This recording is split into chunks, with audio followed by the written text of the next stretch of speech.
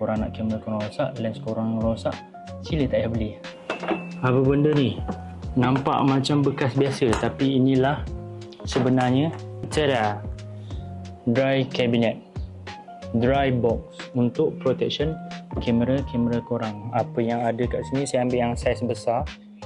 Korang boleh nampak saya nak letak kamera kat sini, tengah rekod sekarang. Satu kamera body kat sini, satu lens, ada partition-partition yang saya dah penuhkan dengan silika gel.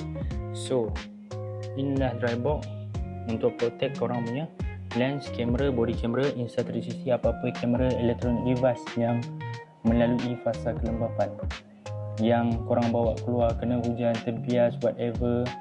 Inilah jalan penyelesaian dia untuk protect daripada kena kulat.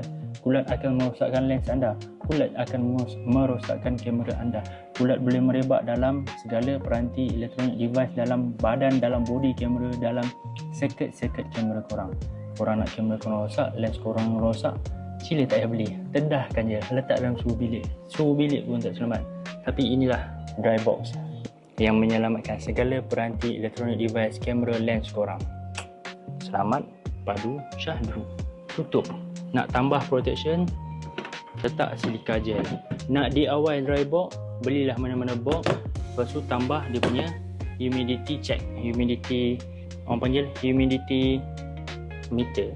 Macam ni dia dah come semua dengan partition-partition yang dah sedia ada. Tinggal korang je nak modify. Korang boleh DIY sendiri sebenarnya, tapi make sure ada silika untuk protect dan menyerap kelembapan korang. Check bag kuning, dry box ini memang terbaik. Dah siap semua, tinggal nak beli je, hantar sampai elok condition dia. Check bag kuning.